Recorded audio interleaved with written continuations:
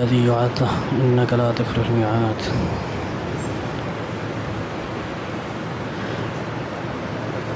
إن الحمد لله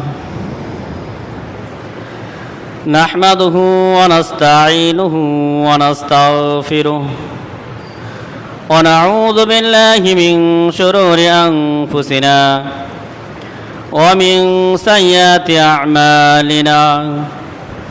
من يهده الله فلا مضل له ومن يضلله فلا هادي له.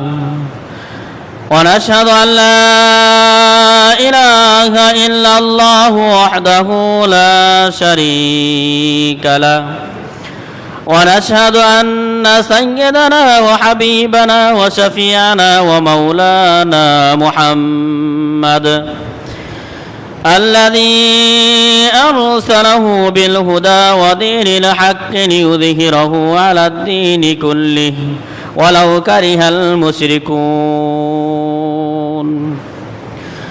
وقال الله تبارك وتعالى في قرآن المجيد: فأعوذ بالله من الشيطان الرجيم.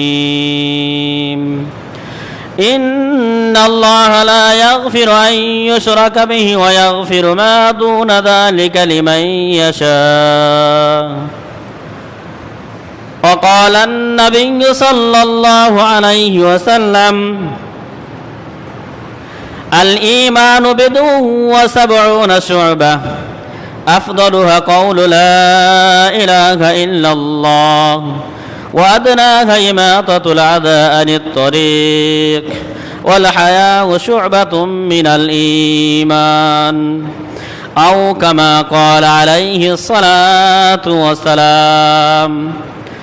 فإن خير الحديث كتاب الله وخير الحديث حدي محمد وشر الأمور محدثاتها وكل محدثة بدعة وكل بدعة ضلالة وكل ضلالة في النار، أو كما قال عليه الصلاة والسلام.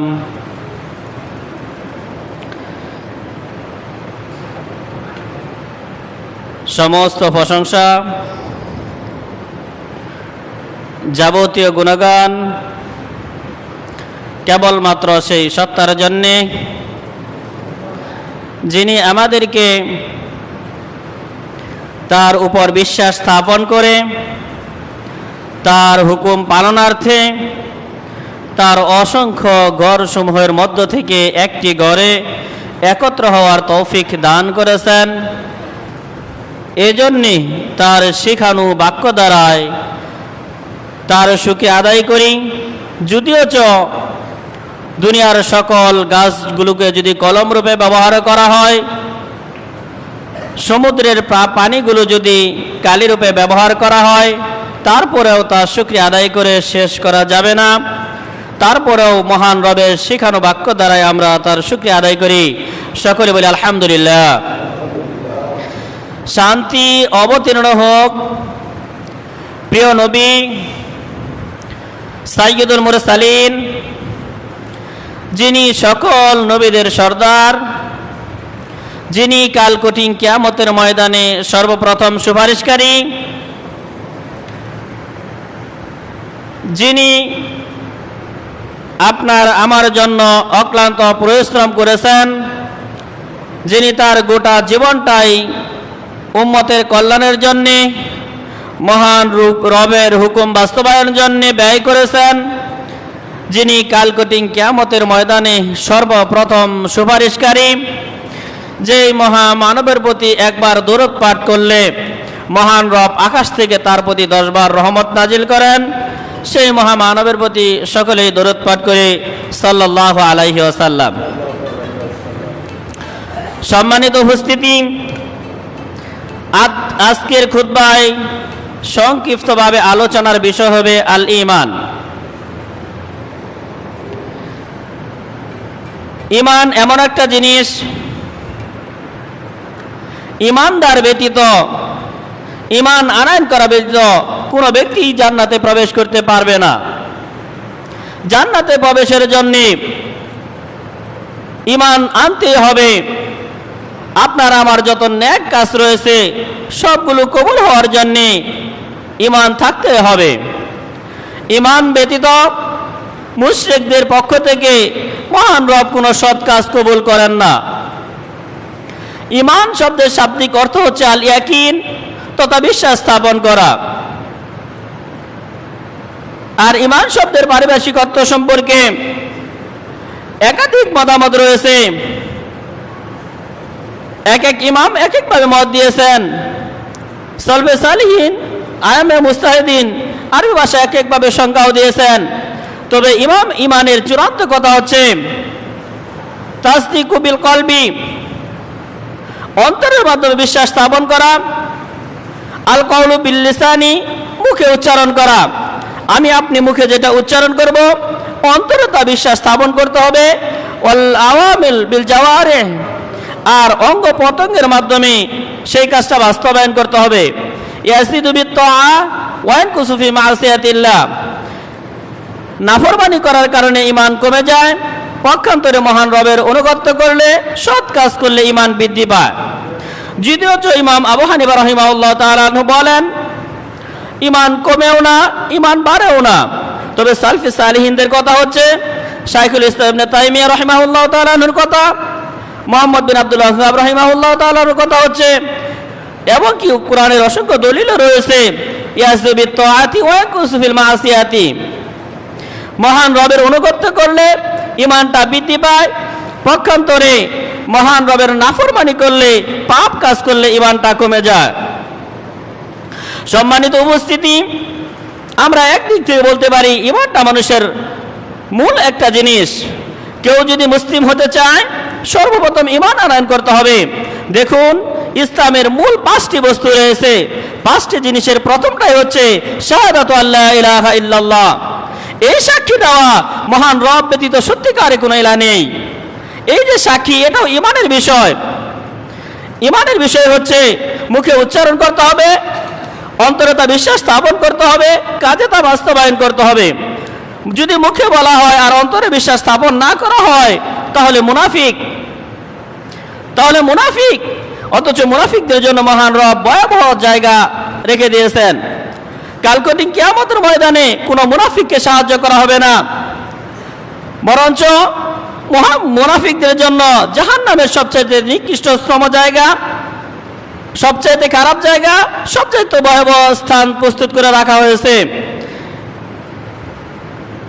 আমরা জানি একটা হচ্ছে সত্য, একটা হচ্ছে হক, একটা হচ্ছে বাতিল।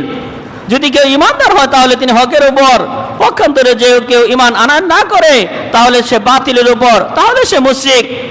আবার ঈমানদার ভিতরে এক শ্রেণীর লোক রয়েছে, মুখে মুখে ঈমানের কথা বলে পক্ষান্তরে তার অন্তরের ভিতরে নিফাকি রয়েছে। এটা হচ্ছে মুনাফিকি। সম্মানিত উপস্থিতি, ঈমান এমন একটা গুরুত্বপূর্ণ জিনিস যে জিনিস ব্যতীত কোনো ব্যক্তি মুমিন হতে পারবে না। যেমনভাবে মুমিন হতে পারবে না তেমনইভাবে সে কাল কঠিন কিয়ামতের ময়দানে নাজাতও পাবে না। তাই আমাদের জন্য আবশ্যক ঈমান আনয়ন করা।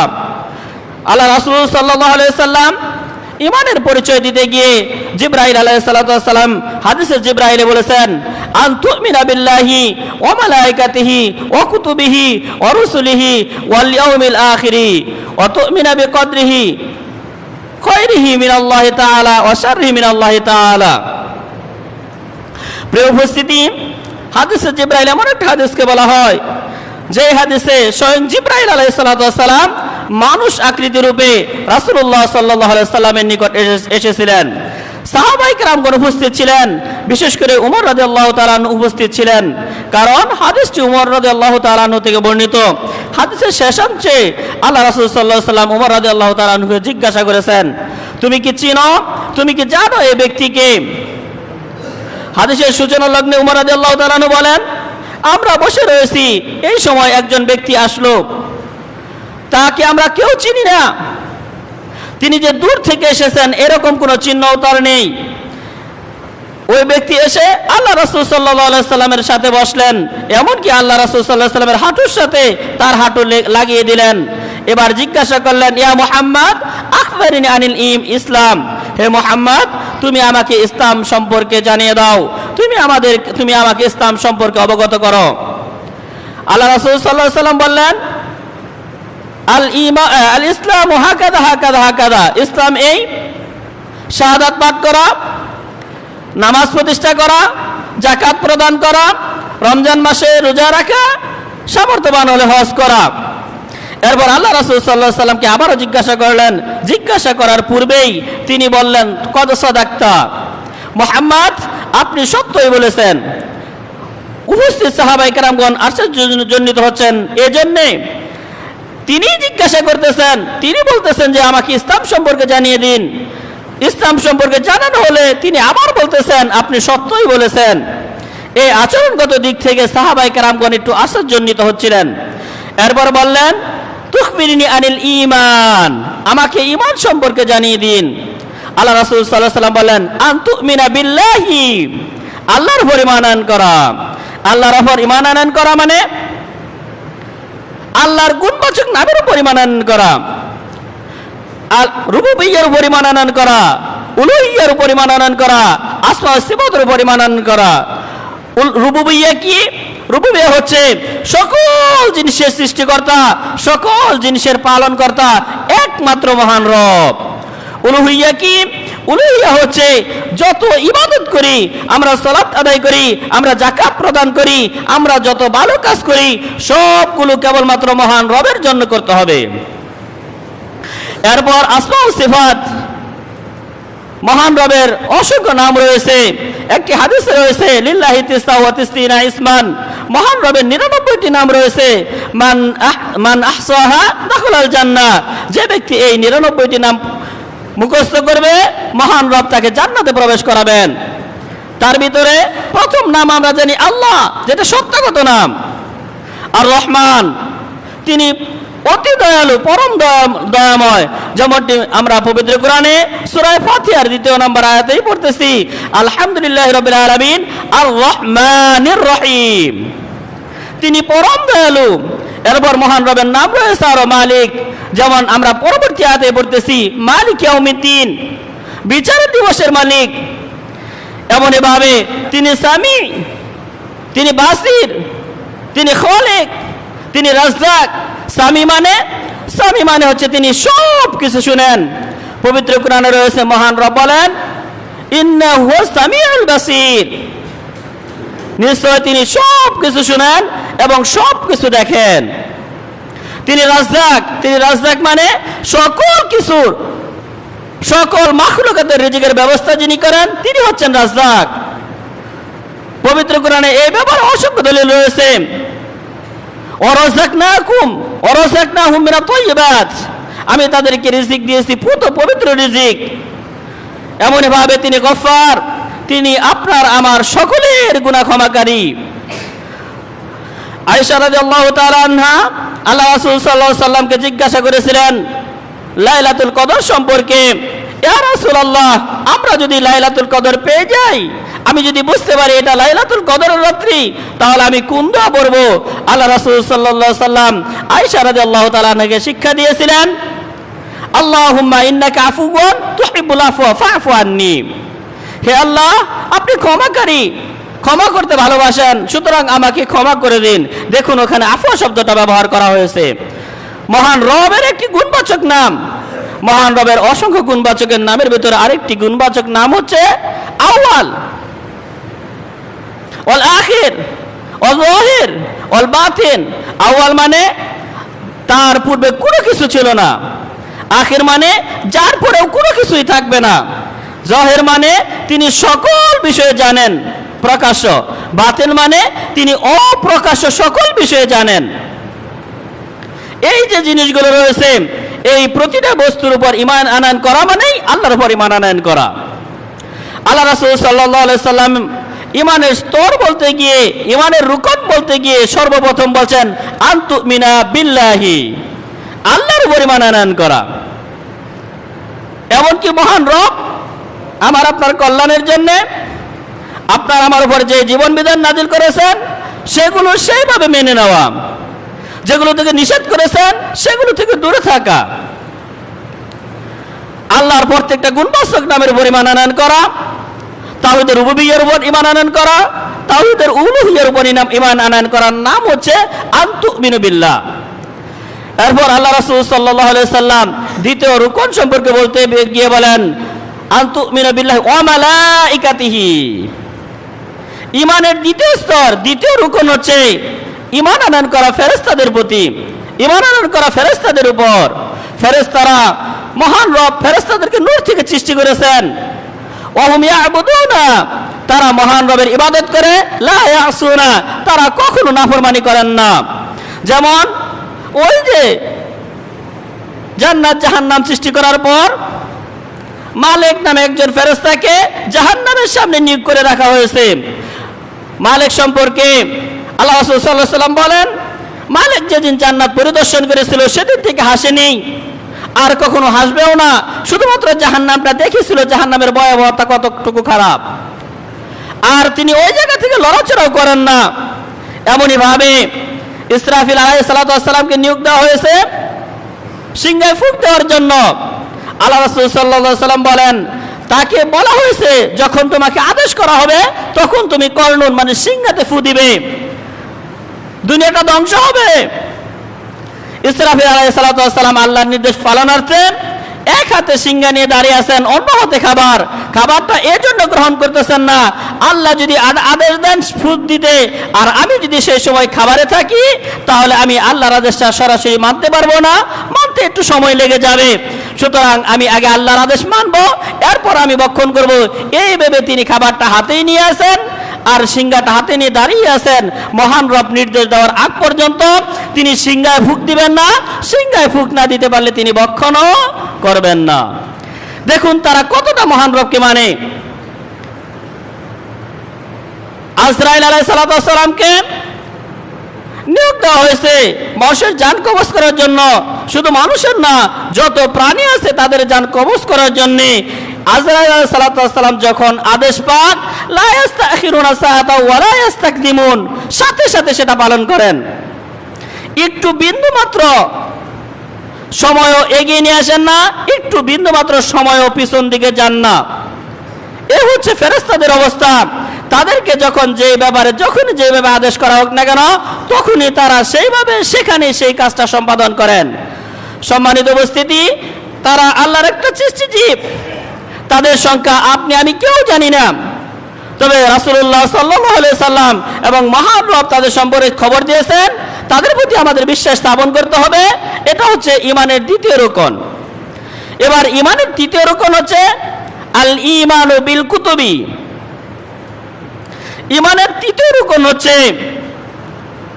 মহান রব আপনার আমার হেদায়েতের জন্য যত নবী রাসূল দুনিয়াতে পাঠিয়েছেন তাদেরকে একটা কিতাব দিয়েছেন, কাউকে ওজিফা দিয়েছেন, কাউকে বা পূর্ববর্তী নবীর ওজিফা, পূর্ববর্তী নবীর হুকুম আহকামগুলো মেনে নিতে বলেছেন। এই যে কিতাবগুলো দিয়েছেন সেই কিতাবগুলোর উপর আপনার আমার ঈমান আনয়ন করাটা আবশ্যক। আপনাকে আমাকে কিতাবের উপর ঈমান আনয়ন করতে হবে, কেননা ঈমানের 3 নাম্বার রুকন হচ্ছে কিতাব সম্পর্কে ঈমান আনয়ন করা। কিতাবের সংখ্যা কয়টি? লা আদ্রি, কিতাব কতটি আমি আপনি জানি না, তবে কোন কোন গ্রন্থে কোন জায়গায় বলা হয়েছে কিতাবের সংখ্যা হচ্ছে 104টি, তবে মূল কিতাবের সংখ্যা হচ্ছে 4টি: কুরআন, তাওরাত, ইনজিল, জাবুর। জাবুর তো দাউদ আলাইহিস সালামের উপর নাজিল হয়েছে, ইনজিল ঈসা, তাওরাত মুসা আলাইহিস সালামের উপর, এবং সর্বশেষ চূড়ান্ত গ্রন্থ সবচাইতে গুরুত্বপূর্ণ কিতাব, আল্লাহ রাসূলের সবচাইতে গুরুত্বপূর্ণ মুজিজা কিতাবুল্লাহ কুরআন, যেটা আমাদের নবী, সর্বশেষ নবী, আখির নবী, প্রিয় নবী রাসূলুল্লাহ সাল্লাল্লাহু আলাইহি সাল্লামের উপর নাজিল হয়েছে। আমরা জানি এই কিতাবের অনেক ফজিলত রয়েছে। আল্লাহ রাসূল সাল্লাল্লাহু আলাইহি সাল্লাম এর গুরুত্বতার কারণে রমজান মাসে তিনি একবার জিবরাইল আলাইহিস সালামকে শোনাতেন, জিবরাইল আলাইহিস সালাম একবার আল্লাহ রাসূলকে শোনাতেন। যত যেখানে যেটা প্রয়োজন দেখা দিয়েছে সেই প্রয়োজন মাফিক মহান রব জিবরাইল আলাইহিস সালামের মাধ্যমে কিংবা স্বপ্নের যুগে কিংবা 8টা মাধ্যম রয়েছে, 8টার কোনো একটি মাধ্যমে রাসূলুল্লাহ সাল্লাল্লাহু আলাইহি সাল্লাম পর্যন্ত এই কোরআনের বাণী পৌঁছে দিয়েছেন। এই কোরআনটা, এই কিতাবুল্লাহটা সর্বপ্রথম লাউহুল মাহফুজে ছিল, যেটা সূরাতুল বুরুজে আমরা পড়ি।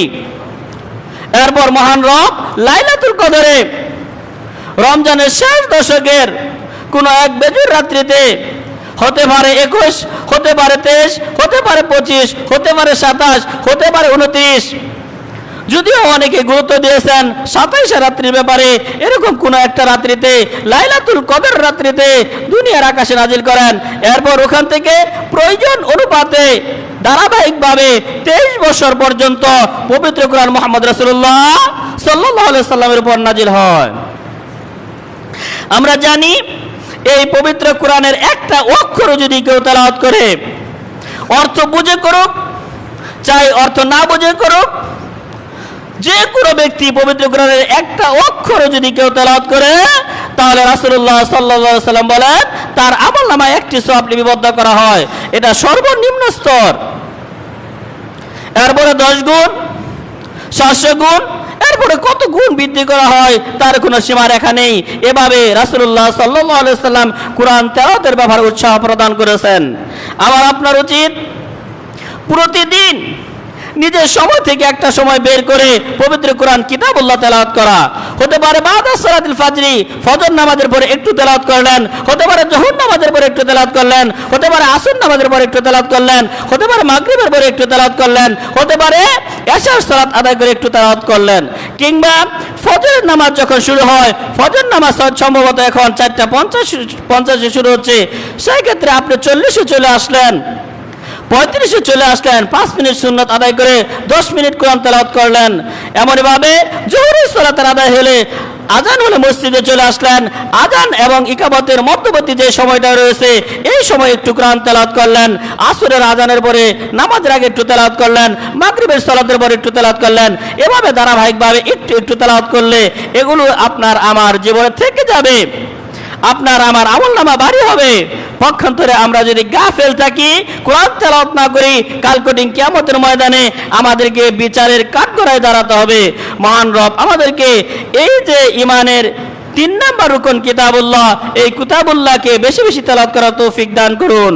4th নাম্বার প্রকার হচ্ছে ঈমানের 4th নাম্বার রুকন হচ্ছে আল ঈমানু বির রাসূল। মহান রব যত নবী রাসূল পাঠিয়েছেন সবগুলোই সত্য, সকলেই কেবলমাত্র মহান রবের ইবাদতের জন্য আহ্বান করেছেন, সকলেই কেবলমাত্র মহান রবের সাথে নাফরমানি করতে নিষেধ করেছেন। শুধু বলছেন ও আবুদুল্লাহ ওয়াজতানিবুত তাগুত, তোমরা তোমাদের প্রতিপালকের ইবাদত করো, ওয়াজতানিবুত তাগুত, মহান রব ব্যতীত যত ইলাহ রয়েছে, মহান রব ব্যতীত যত উপাস্য রয়েছে সকলকেই পরিত্যাগ করো। এজন্যই নবী এবং রাসূল পাঠানো হয়েছে।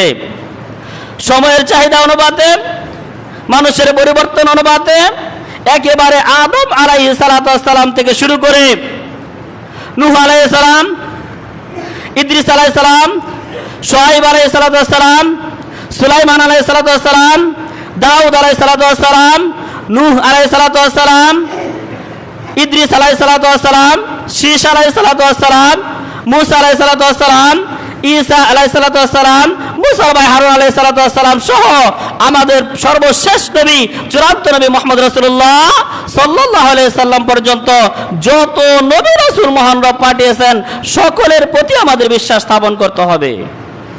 এদের সংখ্যা জানি না, কেউ বলছেন 1,24,000, কেউ বা কম বেশি করেছেন, তবে পবিত্র কোরআনে 25 জন নবী রাসূলের নাম উল্লেখ রয়েছে।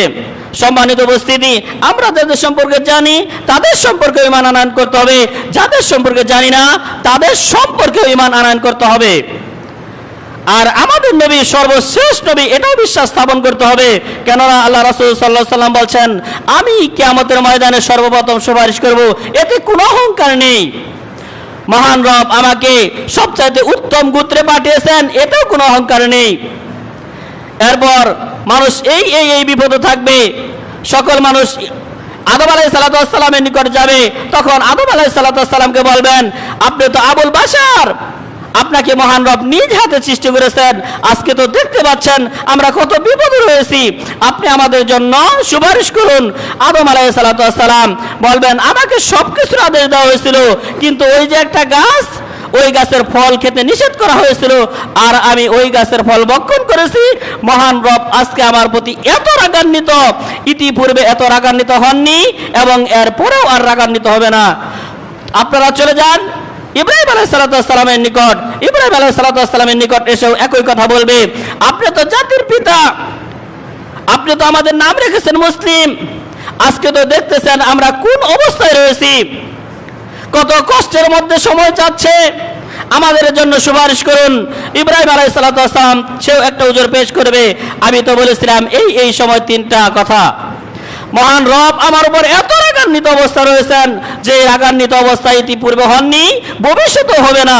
এভাবে ঈসা আলাইহিস সালামের নিকট যাবে, মুসা আলাইহিস সালামের নিকট যাবে, সকলেই যখন সুপারিশ করতে নাকচ করবে, সকলেই শুধু ইয়া নাফসির ভিতরে রয়েছে, সকল উম্মত যখন ইয়া নাফসির ভিতরে যাবে, তখন সকলে মিলে যাবে মুহাম্মদ রাসূলুল্লাহ সাল্লাল্লাহু আলাইহি সাল্লামের নিকট। মুহাম্মদ রাসূলুল্লাহ সাল্লাল্লাহু আলাইহি সাল্লাম তখন বলেন, মহান রব আমাকে ওই সময় এমন কিছু বাক্য শিক্ষা দিবেন যে বাক্যগুলো আমি জানি না, যে বাক্যগুলো কোনো নবী রাসূলকে শিক্ষা দেওয়া হয়নি। ওই বাক্যর মাধ্যমে আমি মহান রবের প্রশংসা করব এবং মহান রবকে সিজদা করব। যখন আমি মহান রবকে সিজদা করব, তখন ফেরেশতা পাঠিয়ে দিয়ে বলা হবে, তাকে জিজ্ঞাসা করো সে কি চাচ্ছে। সাল তুআতাহু, মুহাম্মদ রাসূলুল্লাহ সাল্লাল্লাহু আলাইহি সাল্লামকে বলা হবে, আপনি চান আপনাকে দেওয়া হবে। ইশফা তুশাফা লাহুম, আপনি সুপারিশ করুন, আপনার সুপারিশ গ্রহণ করা হবে। সম্মানিত উপস্থিতি, বলতে বলতে বলতে একাধিক হাদিস রাসূলের ব্যাপারে রয়েছে, তবে চূড়ান্ত কথা হচ্ছে আল্লাহ রাসূল সাল্লাল্লাহু আলাইহি সাল্লাম এক হাদিসে বলেন, লা নাবিয়্যা বাদি লাউ কানা নাবিয়্যুন লাকানা উমর রাদিয়াল্লাহু তাআলা আনহু, আমি সর্বশেষ নবী, আমি সর্বশেষ রাসূল, আমার পরে কোনো নবী, আমার পরে কোনো রাসূল আসবে না। আমার পরে যদি কোনো নবী কিংবা রাসূল আসতেন, লাকানা ওমর, তাহলে সে নবী কে হতেন? ওমর রাদিয়াল্লাহু তাআলা আনহু। আল্লাহ রাসূল সাল্লাল্লাহু আলাইহি সাল্লাম বলেন, আরো একটি উদাহরণ দিয়ে, একটা ঘর নির্মাণ করা হয়েছে, যে ঘরের সবগুলো কারুকার্য সুন্দরভাবে করা হয়েছে, তবে ঘরের একটা জায়গায় একটা ইটের পরিমাণ জায়গা শূন্যস্থান রাখা হয়েছে। সকলেই যখন তা পরিদর্শন করে, তা দেখতে ভালো লাগে, তাদের ভালো ভালো মন্তব্য করে, আর বলে যে এই জায়গায় যদি ইটটা হতো তাহলে ঘরটা পরিপূর্ণ হয়ে যেত। আমি হচ্ছি সেই ইট, আমি হচ্ছি সেই সর্বশেষ জায়গা যার মাধ্যমে ঘর পরিপূর্ণ করা হয়েছে, যার মাধ্যমে নবুয়তের দায়িত্ব পরিপূর্ণ করে দেওয়া হয়েছে। আল ইয়াউমা আকমালতু লাকুম দীনাকুম ওয়া আতমামতু আলাইকুম নি'মাতি ওয়া রাদিতু লাকুমুল ইসলামা দীনা। আল্লাহ রাসূল সাল্লাল্লাহু আলাইহি সাল্লামের উপর এই ওহী নাযিল হয়েছে। পবিত্র কোরআনে মহান রব এই কথা বলেছেন, আল ইয়াউমা আকমালতু লাকুম দীনাকুম ওয়া আতমামতু আলাইকুম নি'মাতি, আজকে আমি ধর্মটাকে পরিপূর্ণ করে দিলাম, তোমাদের উপর নিয়ামতটা পরিপূর্ণ করে দিলাম। আর সেই ধর্ম হচ্ছে, সেই দিনটা হচ্ছে ইসলাম। সম্মানিত উপস্থিতি, ধর্ম পরিপূর্ণ হয়ে গেছে, ইসলাম ধর্মটা একেবারে পরিপূর্ণ ধর্ম। এজন্য রাসূলের দরজাও বন্ধ হয়ে গেছে, কারণ রাসূলুল্লাহ সাল্লাল্লাহু আলাইহি সাল্লাম নিজেই বলেছেন, যত নবী রাসূল আসছে, যাদের ব্যাপার আমরা জানি কিংবা জানি না, যাদের নাম কোরআনে এসেছে কিংবা আসেনি, প্রত্যেক নবী এবং রাসূলের উপর আপনাকে আমাকে সকলকে ঈমান আনতেই হবে। এটাই হচ্ছে ঈমানের চতুর্থ রুকন। সম্মানিত উপস্থিতি, এরপর যেই রুকন, অর্থাৎ ঈমানের পঞ্চম নাম্বার রুকন হচ্ছে আল ঈমানু বিল আখিরাহ, পরকালের প্রতি বিশ্বাস স্থাপন করা। সূরা ফাতিহায় মহান রব বলেন, মালিক ইয়াউমিদ্দিন, ওই দিন, কঠিন দিনের মালিক ইয়াউমিদ্দিন, বিচারের দিনের একমাত্র মালিক হচ্ছেন মহান রব। সবচাইতে কঠিন দিন, সবচাইতে গুরুত্বপূর্ণ দিন এক শ্রেণীর জন্য রাসূল সাল্লাল্লাহু আলাইহি সাল্লামদেরকে পাঠানো হয়েছিল নাযির এবং মুবাশশির হিসাবে। নাযির মানে এই খারাপ কাজগুলো করা যাবে না, সেগুলো থেকে সতর্ক করার জন্য, বাসির মানে সুসংবাদ দান করার জন্য, ভালো ভালো কাজ করলে জান্নাতে যাবে, ভালো ভালো কাজ করলে এই নিয়ামত পাবে, ভালো ভালো কাজ করলে তোমার আমলনামা ভারী হবে, এই সুসংবাদ দেওয়ার জন্য নবী রাসূলদেরকে পাঠানো হয়েছিল। আর এই চূড়ান্ত ফয়সালা হচ্ছে ইয়াউমুদ্দিন, যেই দিনের ব্যাপারে মহান রব বলছেন যে মালিকি ইয়াউমিদ্দিন, সেই দিনের একচ্ছত্র মালিক কেবলমাত্র আমি। আমার কথায় চূড়ান্ত কথা, অন্য কারো কথা সেখানে বলতেই পারবে না, শুধুমাত্র অনুমতি দেওয়া হলে সুপারিশ করতে পারবে। আর শুধু সকালে থাকবে ইয়া নাফসি, হে আল্লাহ দুনিয়াতে 40 বছর হায়াত পেয়েছিলাম, হে আল্লাহ দুনিয়াতে 50 বছর হায়াত পেয়েছিলাম, 100 বছর হায়াত পেয়েছিলাম, কম কিংবা বেশি হায়াত পেয়েছিলাম, এই হায়াতের সময় আমি খুব একটা ভালো কাজ করতে পারিনি, ইয়া নাফসি ইয়া নাফসি, হে আল্লাহ আজকে আমাকে রক্ষা করুন, আজকে আমাকে রক্ষা করুন। কিয়ামত সম্পর্কে ঈমান আনয়ন করা অত্যন্ত কঠিন বিষয়। কোন ব্যক্তি যদি কিয়ামত সম্পর্কে ঈমান আনয়ন করে, নিজেকে চিনতে পারে, নিজেকে বুঝতে পারে, তাহলে তার মাধ্যমে আর খারাপ কাজ হবে না। কোন ব্যক্তি যদি একথা বিশ্বাস করে আজকে আমি যা করব কালকে আমাকে সেটাই দেওয়া হবে, তাহলে তার মাধ্যমে খারাপ কাজ হতে পারে না। দেখুন, মৃত্যুবরণ কাফেরও করে, মৃত্যুবরণ মুশরিকও করে, মৃত্যুবরণ মুনাফিকও করে, মৃত্যুবরণ মুসলিমরাও করে। মৃত্যুর সময় থেকে আযাব শুরু হয়ে যায়। ওই যে আল্লাহ রাসূল সাল্লাল্লাহু আলাইহি ওয়াসাল্লাম বললেন, একজন কাফেরের মৃত্যু যখন হয় তখন মালাকুল মাউত ফেরেশতারা দুনিয়ার দিকে আসে, ফেরেশতাদেরকে দেখেই ওই আত্মাটা বিভিন্ন জায়গায় চলে যেতে চেষ্টা করে, কখনো হাতে আশ্রয় নিতে চেষ্টা করে, কখনো পায়ে আশ্রয় নিতে চেষ্টা করে, কখনো মুখে আশ্রয় নিতে চেষ্টা করে, কখনো চোখে আশ্রয় নিতে চেষ্টা করে। এরপর ফেরেশতারা এসে ওই কাফেরের পাশে বসে বলে, আল্লাহর অসন্তুষ্টি তোমার উপর, আল্লাহর লানত তোমার উপর, হে লানত পড়ে আত্মা তোমরা চলে আসো। কিন্তু আত্মা আর তখন আসতে চায় না। ওই আত্মাকে গ্রহণ করা হয় একটা ময়লাযুক্ত দুর্গন্ধযুক্ত কাপড়ে। এরপর যখন আকাশের দিকে নিয়ে যাওয়া হয়, জিজ্ঞাসা করা হয় কাকে নিয়ে এসেছো? বলে ফুলান ইবনে ফুলান, অমুকের ছেলে অমুকের আত্মা, অথবা অমুকের মেয়ে অমুকের আত্মা নিয়ে এসেছি। বলে লা মারহাবাল্লাহু ওয়ালা আহলাল্লাহু, তার জন্য কোনো সংবাদ নেই, তার জন্য দরজাও খোলা হবে না, বরঞ্চ তাকে নিক্ষেপ করে নিচে। তখন তাকে নিচের দিকে নিক্ষেপ করা হয় এবং কি দুর্গন্ধযুক্ত আত্মা, দুর্গন্ধযুক্ত কাপড়, দুর্গন্ধযুক্ত লোকদের নিকট দিয়ে দেওয়া হয়। এরপর একে আস্তে আস্তে সিজ্জিনের দিকে নিয়ে যাওয়া হয়। এভাবে একজন কাফেরের মৃত্যুবরণ হয়। এরপরে যখন কবর দেওয়া হয়, কবরে যখন জিজ্ঞাসা করা হয় মার রব্বুকা মা দীনুকা মান নাবিয়ুকা, প্রশ্ন তো তিনটি, প্রশ্ন ফাঁস করে দেওয়া হয়েছে। জিজ্ঞাসা করা হয় মার রব্বুকা, তোমার রবকে? কাফের আত্মা কি বলতে থাকে? হা হা লা আদরি, হা হা লা আদরি। জিজ্ঞাসা করা হয় তোমার নবীকে? হা হা লা আদরি। কারণ রাসূলের সুন্নাত মেনে চলেনি, মহান রবের ইবাদত করেনি, রবকে রব হিসেবে গ্রহণ করেনি। কিভাবে সে বলবে আমার রব হচ্ছেন আল্লাহ? রাসূলের সুন্নাত মেনে চলেনি, রাসূলের দেখানো পথ অনুসরণ করেনি, তাহলে সে কিভাবে বলবে আমার রাসূল হচ্ছে মুহাম্মদ রাসূলুল্লাহ সাল্লাল্লাহু আলাইহি সাল্লাম? ইসলাম সে বুঝতো না, ইসলামকে জিনিস সে জানে না, ইসলামের হুকুম আহকাম সে বুঝতে চেষ্টা করেনি, ইসলামের হুকুম আহকাম তার জীবনে বাস্তবায়ন করেনি। তাহলে সে কি করে বলবে দ্বীন আল ইসলাম, আমার ধর্ম ছিল ইসলাম? পক্ষান্তরে একজন মুমিনের আত্মা যখন যায়, পক্ষান্তরে একজন মুমিন ব্যক্তির কাছে যখন ফেরেশতারা আসে আহলান সাহলান জানাতে জানাতে আসতে থাকে। এরপর এসে বসে বলে আল্লাহ সন্তুষ্টির জন্য বেরিয়ে আসো। মুমিন সবসময় প্রস্তুত থাকে, যখনই তাকে নির্দেশ দেওয়া হবে মহান রবের অনুগত্য করতে, মুমিনের আত্মার সাথে সাথে মহান রবের অনুগত্য করে। সম্মানিত উপস্থিতি, কাফেরের আত্মার মতো এদিক সেদিক পালাতে থাকে না, বরঞ্চ মহান রবের সন্তুষ্টির জন্য ফেরেশতারাতে চলে আসে। এরপর যখন আকাশের দিকে নিয়ে যাওয়া হয়, ওই আত্মা থেকে সুগন্ধি বের হতে থাকে। এরপর আকাশে নিয়ে যেয়ে প্রথম দরজায় নক করে বলা হয় কে এসেছেন? বলা হয় ফুলান ইবনে ফুলান, অমুকের ছেলে অমুক, অথবা অমুকের মেয়ে অমুকের আত্মা নিয়ে এসেছি। আহলান বিকুম সাহলান বিকুম, তাদের জন্য তো সুসংবাদ, তাদের জন্য তো সুসংবাদ। এভাবে আস্তে আস্তে আত্মা উপর দিকে যেতে থাকে। এরপর যখন ওই মুমিন ব্যক্তির লাশটাকে কবরে দাফন করা হয়, ওই যে 3.5 হাত নামক গর্তে, যেটাকে আমরা নাম দিয়েছি কবর, গর্তে দাফন করা হোক কিংবা না হোক, নির্দিষ্ট সময়ের পরে মালাকুল মউত আত্মা নিয়ে যাওয়ার পর, নির্দিষ্ট সময় অতিক্রম হওয়ার পর তার নিকট আবার ওই আগের মতো 2 জন ফেরেশতা চলে আসে। জিজ্ঞাসা করে এসে মার রব্বুকা, তিনি তো মহান রবকে রব হিসাবে মেনে নিয়েছিলেন, মহান রবের হুকুম আহকাম তার জীবনে বাস্তবায়ন করতেন। তখন সাথে সাথে উত্তর দেয় রব্বি আল্লাহ, আমার প্রতিপালক কে ছিলেন? রব্বি আল্লাহ, মহান রব।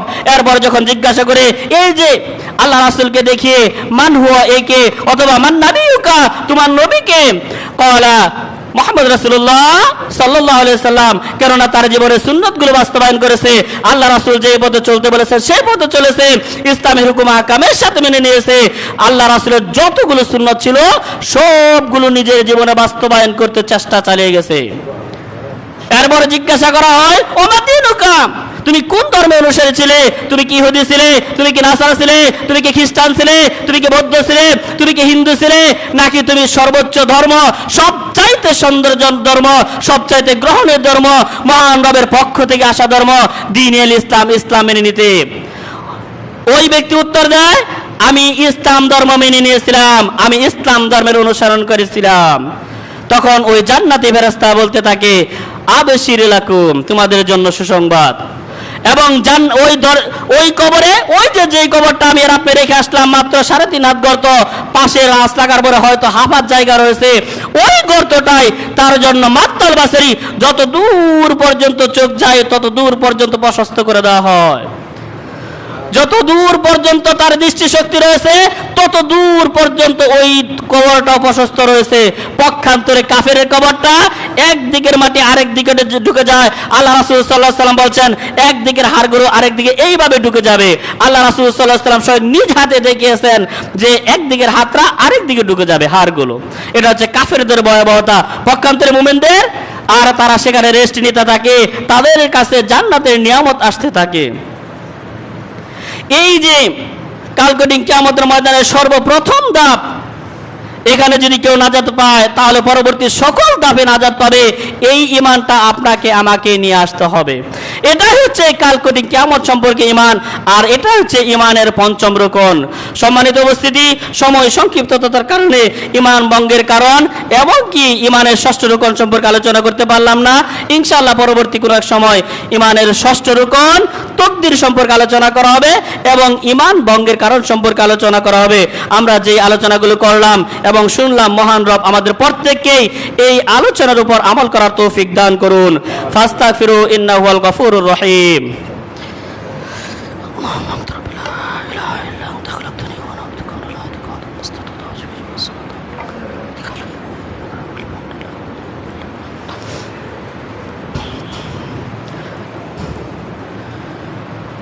ইন্নাল্লাহা ওয়া মালাইকাতাহু ইউসাল্লুনা আলান নবী ইয়া আইয়ুহাল্লাযীনা আমানু সাল্লু আলাইহি ওয়া সাল্লিমু তাসলিমা। সকলে পড়ি আল্লাহুম্মা সাল্লি আলা মুহাম্মাদ ওয়া আলা আলি মুহাম্মাদ কামা সাল্লাইতা আলা ইব্রাহিম ওয়া আলা আলি ইব্রাহিম ইন্নাকা হামিদুম মাজিদ। আল্লাহুম্মা বারিক আলা মুহাম্মাদ ওয়া আলা আলি মুহাম্মাদ কামা বারাকতা আলা ইব্রাহিম ওয়া আলা আলি ইব্রাহিম ইন্নাকা হামিদুম মাজিদ। আল্লাহুম্মা ইগফির লানা ওয়ারহামনা ওয়াহফাযনা মিন কুল্লি শুরুরিন ইয়া রাব্বাল আলামিন। হে আল্লাহ, আপনি আমাদের জীবনের সকল গুনাহগুলো ক্ষমা করে দিন। যেগুলো দিনের আলোতে করেছি সেগুলো ক্ষমা করে দিন, যেগুলো রাতের আধারে করেছি সেগুলো ক্ষমা করে দিন, যেগুলো ইচ্ছাকৃতভাবে করেছে সেগুলো ক্ষমা করে দিন, যেগুলো অনিচ্ছাকৃতভাবে হয়েছে সেগুলো ক্ষমা করে দিন। যারা বিভিন্ন সময় দিন ইসলামের খেদমত করে যাচ্ছে বিভিন্নভাবে, তাদের খেদমতগুলো আপনি কালকটিং কিয়ামতের ময়দানে নাজাতের উসিলা হিসাবে কবুল করুন। আলহামদুলিল্লাহ, আপনারা প্রতি সপ্তাহে দান করেন, মহান রব আপনাদের এই দানগুলো কবুল করুন। গত সপ্তাহে আলহামদুলিল্লাহ আপনারা 1462 টাকা দান করেছেন। মহান রব আপনাদেরকে, আমাদেরকে সকলকেই মহান রবের পথে ব্যয় করার মতো তৌফিক দান করুন। যারা আমাদের ভিতরে অসুস্থতা রয়েছে তাদেরকে মহান রব সুস্থতা দান করুন। যারা ঋণগ্রস্ত রয়েছে তাদের প্রত্যেককে ঋণ মুক্ত হওয়ার তৌফিক দান করুন। আমাদের পিতামাতাদেরকে কোরআন এবং সহিহ সুন্নাহ মাফিক জীবনযাপন করার তৌফিক দান করুন।